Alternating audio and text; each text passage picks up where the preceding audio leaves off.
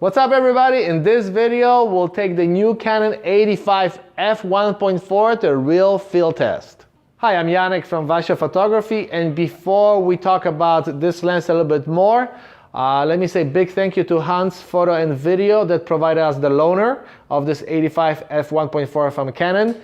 Hans was also nice enough to pass on a discount to everybody. So if you follow the link in our description or in the description of this video, you'll be able to take advantage of this discount. So this is the new 85 1.4.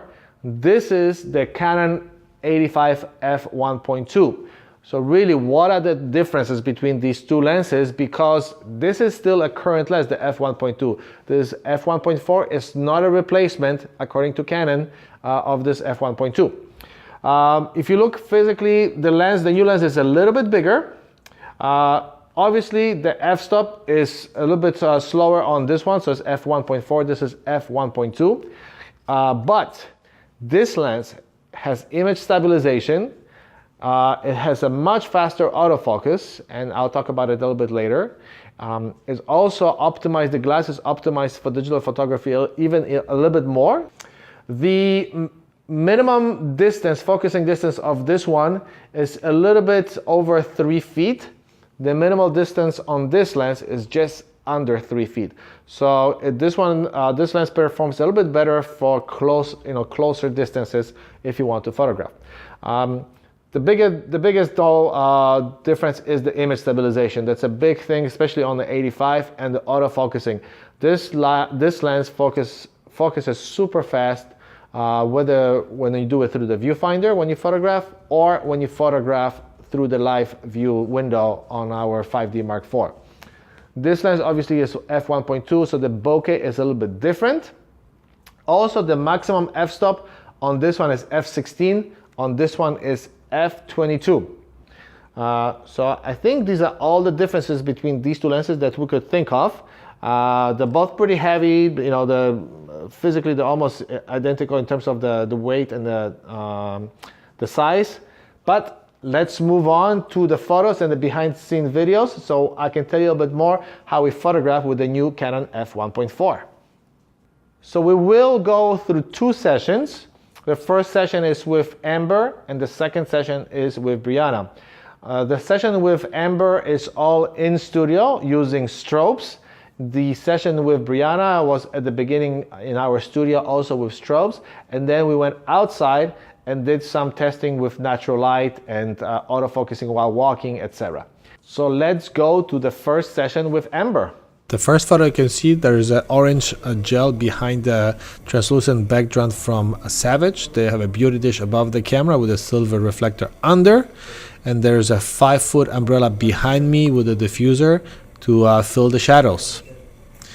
And here is the final result. The first photo is without the orange fill behind the backdrop, and the second one, this one, is with the orange fill behind the translucent backdrop. In the second photo, we have the one Indra pointing at the V-flat on the camera left. That's for opening the shadows. I have an umbrella behind me with the diffuser as well. This is a 5-foot deep umbrella. This is also fulfilled on axis, and I have a beauty dish, camera right, and this serves as the main light. You will see that the backdrop is also the red from Savage. The blue gels right now hanging on that flash, it doesn't do really anything, it was just hanging there from a previous shot. This is the final shot, f5.6, 100 of a second, ISO 100. In this one we have the fog machine running. We have a deep umbrella with a diffuser, camera right. This Indra is pointing at the V-flat for fill, and we have a beauty dish above the backdrop just to give the light to the haze in the studio. And this is the final shot, f4.5, 100 of a second, ISO 100. So as I mentioned, our second session is with Briana, and that session was both in our studio and outdoor. Outdoor we shot only with natural light, but one big difference between the session with Amber and Briana is that with Briana we used the live view window, the screen on our camera for the whole session. Whether we shot in the studio or outdoor, we were focusing always with the live view, and most of the photos we set the autofocus for face recognition. So even when we photograph at f2 or 1.8, we did the face recognition with the live view window. So the first shot was here with Briana only with one light that is pointing into the V-flat. That gives this big source of light and very natural field. We're shooting against the Savage canvas backdrop, and you can see we use the face recognition on the live view mode. And this is tethered into our 43-inch monitor. Final result, f2.0, 160 of a second, ISO 100. Next one is against the red backdrop from Savage as well, using face recognition. We have one light camera left. This is a 5-foot deep umbrella with diffuser pointing at the V-flat camera right. And there's also one silver reflector of the camera left. This is final result. Here we are in the hotel outside our studio. We're using the natural light coming between the columns. Also at wide open here, face recognition on the live view mode. And this was at f1.8, 1/250th of a second, ISO 160. Then we move to full sun. This is no reflectors or any diffusions. That's why we had to shoot at pretty high speed, 1/8000th of a second, and Briana had to point her face a little bit up for to reduce any shadows under her eyes. Then we moved to San Diego Convention Center. I tested the autofocusing here, tracking through the viewfinder.